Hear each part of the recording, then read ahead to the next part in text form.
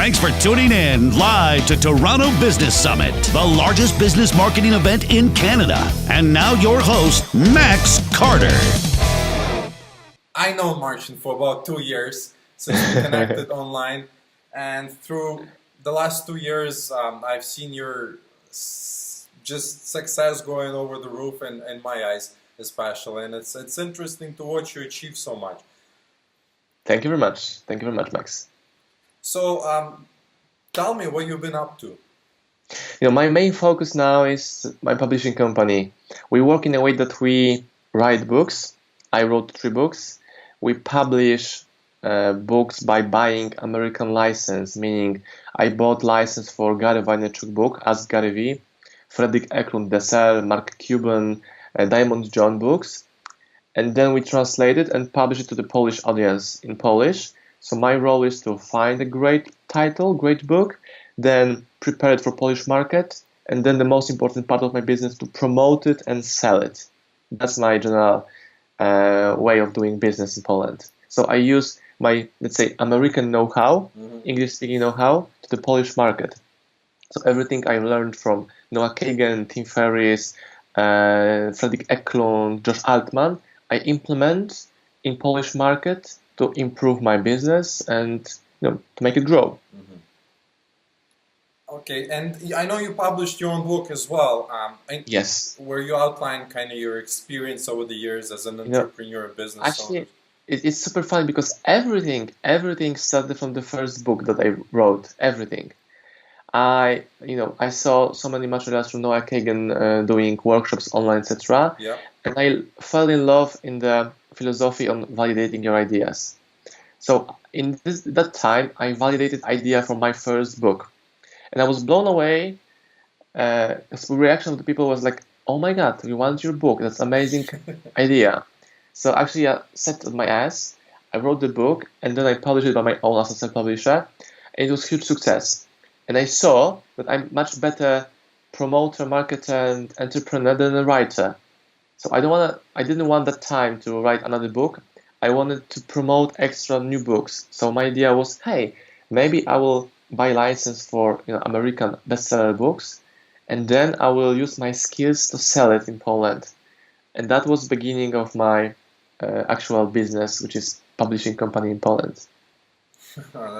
That's interesting, and we'll come back to that later on. But I wanted to touch on your own book, where you kind of tell about your experience as an entrepreneur, what you learned, your kind of takeaways. What was your message to the world when you were writing it, and what kind of top 3 takeaways for business owners? Everything. It's title of the book explains everything. In Polish, it's Biznes cię ucieka, which in English is gonna be "Don't let your business run away from you." Meaning that everyone can be entrepreneur, but not everyone should be entrepreneur. Having a company is a great possibility to grow your business, grow your life, and go on the another level. But there's a lot of challenges, risk, failure is everything that we challenge each day. Actually, is a failure. But from time to time, we have successes, and people focus only on success and forget that failure is also an option. So I wrote this book after my huge failure in business, when I had, I lost everything that I was building, and I was in a huge debt, and I lost everything that I have, own, and represent. So that time, my idea was, okay, so let's stop for a second. This second lasts for for 4 or 5 months almost. Let's try to rework everything to see what lessons learned I can take from such experience. And when I was ready with this process in the book, I published it. So for me, it was a great way to share my lessons, my ideas, my mistakes to other people, and at the same time create a product which costs like $12 that everyone can afford to buy it and learn from my experience. So that from that point, everything started moving very quickly till now. But that time, I didn't even dream about having my own publishing company. It's only idea to publish my first book. So as Noah Kagan is saying, make a first step. Right. The great journey starts with a single step, right? Yeah, it sounds cliche, but when you actually work in such a way, you see that it works. My idea of doing everything in my life is to tiny steps, but very quickly. Most of people are waiting on a huge step, great opportunity, golden idea.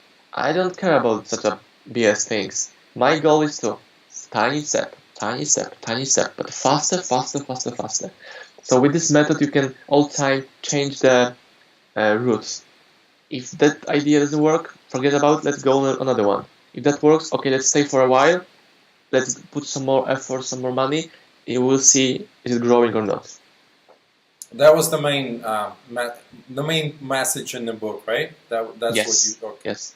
And I know you also organized one of the first failure conference in Europe. That sounds interesting. It's called Failway, and I think a lot of people are so scared of failure that they don't even start. Yes, yes. And there's another group of people who don't care about failures, and they fail. I was such a person. I wasn't afraid about anything when I was building my first business. Okay, let's do it. No worries. I will solve everything. So I will solve everything and all problems. But at the end of the day, when you are challenged by other people, and you have to work with, extremely difficult things in your life, like firing your employees, or dealing with tough customers, or having problems in your private life because you focus so much on the company that you forget that you are also a husband and son and a friend. Right. And when you need them, they are not there because you focus so much on the business. And my biggest lesson from that experience was that I'm not a mistake. I'm not a failure. Here's a failure, here's Marcin. There are two different things. So when some people think that I'm failure, it happened to me because I'm a loser. No, I didn't have experience in such a field at that time. Now I have to work on it, find new lessons, and implement the different strategies because life is showing me that previous strategy doesn't work at all. Do you think it's good to fail? Do you learn? What did you learn from your fail? Like what was those takeaways? I saw from my observation, people are thinking that they can learn from their mistakes, they can learn from failures. But I think you need to have like a skill to be able to learn from your mistakes. Oh. That's why people are trying to learn from you, from me, from other entrepreneurs, because they trying to see the pattern, the reason. Okay, my business failed because it grew too fast. We did first million in the first year, but it didn't grow organically. So I didn't have experience, know-how, how to manage organization which is expanding so quickly. So now I would stay with smaller group of my employees. I will outsource more things. I will test it faster, and I will be less optimistic than I was before. Mm-hmm. I'm super optimistic and super enthusiastic guy, but in business you have to focus on the facts, on the spreadsheets. So the moment when you have, like incomes going up, but your costs are coming up also, and there's a moment when the costs are crossing this graph. That was the moment when I failed. I had, bigger, customers, more money in the company, but also my costs grew. And I didn't know that I can stop my costs at a certain amount or level, and I can do all projects with the 5 people, not at 30, because I was hiring at the time 30 people full time. I was almost the youngest guy in the company, and I was owning this company and managing it. And I noticed something very interesting when I was driving to my customers to different city, like 200 kilometers from my city when I was having my company. I was happy guy. When I was coming back, I wasn't so happy and so enthusiastic about coming back to my office, right? So that time I discovered I'm much more marketing guy, sales guy than CEO. Mm-hmm. I hate dealing with processes. I don't like people managing, Yeah. but I don't like to manage people. I like to work with people who are goal oriented and they don't need like any kind of motivation. Right. That's why now I don't hire any employees, but I work with small companies around me, like 2 to 3, 5 people, and they actually are my CEOs, and I only bring them jobs. They care about staff, employees, deadlines, because I'm paying them only the time when they deliver the project on time with my requests and with my specifications. Right. You're also a founder of a business school, and I was intrigued by its name. It's Zero Theory, 100 Practice, 100% practice. It's my like a claim, right? Right. And yeah.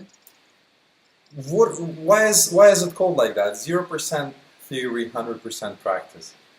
Because I hate BS. I hate BS. There's so many people around us who are trying to sell like golden ideas.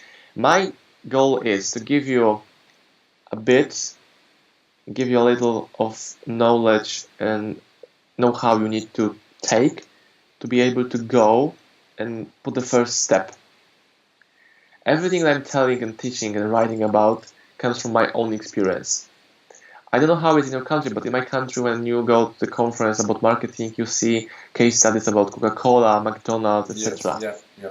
And from my point of view, you can learn almost nothing from such presentations because they are too big, too broad, and Coca-Cola has like $1 billion probably for marketing per year. When you're a smaller company, you need to work with different methods. So when I test something, I'm like let's say, Tim Ferriss in a business, because I'm testing something and then I show it to people. Hey guys, I did this and that and that. It works, it worked, it doesn't work. But look what I learned from this experience and take it from me.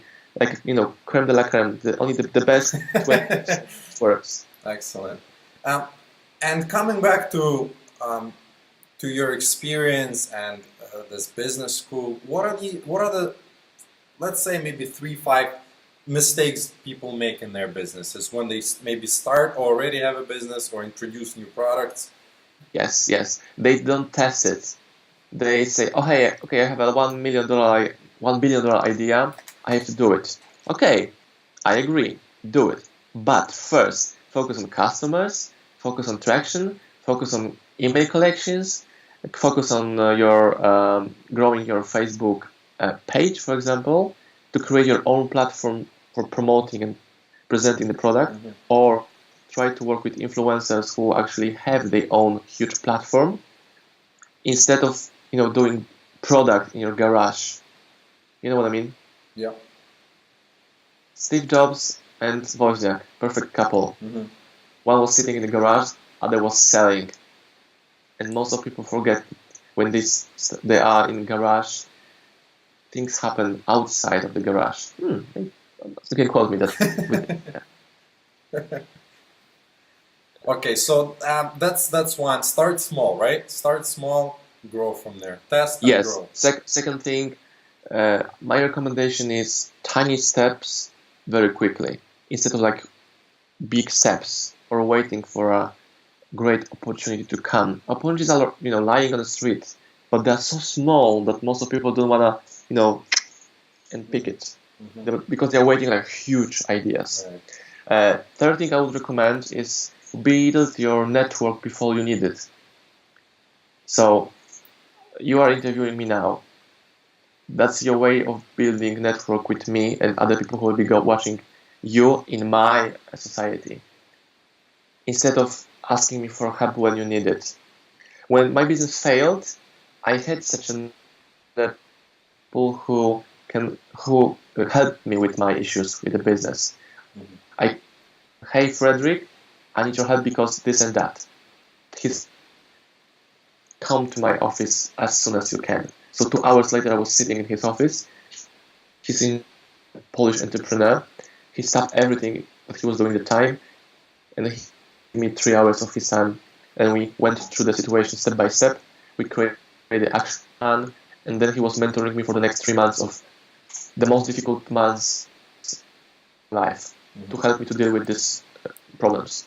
that from my point of view, building a network means building your selling network. Right.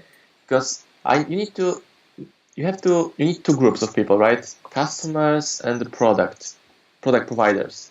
So when Gary Vaynerchuk published his book, I was his guy to sell this book in Poland. Because I'm a connection between Gary Vaynerchuk in US and Polish people who are fascinated in Gary Vee, but they cannot speak English fluently, or people who doesn't know at all who Gary Vee yet is. So my role is to promote it and introduce Gary Vee to Polish readers. I'm a link between these two groups, and from my point of view, you can earn, a lot of money of just being a linker between two persons, the author and the reader, the producer and the customer. You know what I mean? Yeah. So, what are some of the tips? How do you network? How do you build those win-win partnerships? And how do you actually connect with influences that in your industry? Okay, so let's focus for a second on this partnerships idea. Most of people are trying to do partnership, which is only good for one side, right? So my recommendation is, don't try to promote me. Don't ask me to promote you. Let's sit for a second and let's try to figure out what we can do together, bigger than to think separately. From my point of view in Poland, most of the people who want to cooperate with me are saying, hey, that's my product, I will give you 20%, just send your information to your database or your email list or newsletter. It doesn't work at all. My idea is, as example, to be very practical. If you have your own community, I have my own community, you want to introduce me to your community, you can do interview, which is good for both of us. We can do a webinar when I'm your guest and I'm giving the value to your society, my best knowledge, my best know-how, and then we can link or direct people to our products because we introduce them to the author, Right. We show them benefits from the book, we give them real good strategy, and that's the moment when thank you economy start working because they are so grateful for the knowledge and know-how they get for free. But as a next step, they are willing to spend money on your book, on your service, on your products. And so how do you connect with these influences? For example, if you're running, well, any type of business, there's some influences in Instagram. Some influences are just Okay, my best advice is when you want to cooperate with an influencer, become his customer. Become his customer. Buy his book, go to his workshop, go to his seminar, see and create do a great research of things that he likes. Maybe he has a kind of dream that you can help him to actually happen real. That's my great strategy that I'm using all the time. So when I was thinking about cooperating with Fredrik Eklund, Gary Vaynerchuk, Josh Altman, Lori Greiner, Diamond John, my only focus was what I can do to put money to their pockets. So for example, now we are publishing and launching Josh Altman, Your Move book in Poland. We're gonna do it next week. And I contact him and say, hey, I will be representing you in Poland. Are you willing to come to Poland as a book party, book launch, book premiere at the beginning of next year? And he said, sure, of course, yeah, with a pleasure. So he's gonna come to Poland, and the amount he needs to cover the cost, etc., will be generated from the book that we are selling now. So that's another way. You don't need money from the investors, you don't need any bank loan. Your best investors and bank loan provider are your customers because are paying from their own pockets, and there's no way of cheating them. If they don't see any value in the product you have, they won't buy it. right. So my goal is to become a better salesperson, better marketer, which means I know what people want and I can provide it to them to make sure that their goals are checked. How did you connect with Gary Vee? he came to Poland as well, I think, for signing the books, or he didn't come? No. Gary Vaynerchuk wasn't in Poland at all. I did it the same way I'm doing with other authors. The best way is to just go find a conference, buy VIP tickets, go to the conference, but don't try to make like a quick relationship with them, but instead create amazing relationship with people who are organizing this conference. Normally there's a Gary Vaynerchuk and a crowd of people queuing to meet with him. But at the end of the room, in the back of the room, there are groups of people who actually did this event, make this event happen. So my strategy is to talk with them, ask them about the experience, compliment them, because I really admire people who organize huge events, and they did all job. My only job was to pay for a ticket, but they did all job. So when they organized another conference with Gary Vee, I received a newsletter from them, and 15 minutes later, I was on a Skype with Raj, who was organizing this conference, because he knew me, he wanted to talk to me, and he really admired me that I came from Poland to London only for this conference. So it's all tiny things, make you a better partner for such an influencer. Don't try to make it quickly. Hey, Gary Vee, I have to publish a book. Oh my God, I should come to Poland. No. Tiny steps with right people in a strategic way.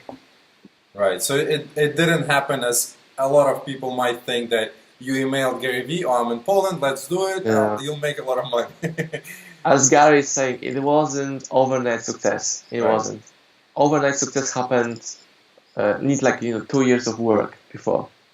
So I think that's a good takeaway. Just to wrap this up, it's been a great chat, and don't look for overnight success. It all starts with those small pieces that kind of come into the puzzle. But Max, look, people don't like such strategies because they are not sexy. Right. I'm advising them, hey guys, tiny steps, step by step. Focus on event organizers, not on the main star. That's another way of doing business. Another way, a different perspective for doing things. For me, it works. Is it gonna work? Will it work for you? Probably yes, but everyone are different, so you have to put your own twist on my advices and my tips and tricks to make it work for you. All right, Marcin, it's been really a pleasure to chat with you, and thank you for the opportunity, and good luck with everything you do. Talking with the guys in the bow ties is always a pleasure. I noticed that people in the bow ties are much smarter, so compliment to you, Max. Thank you.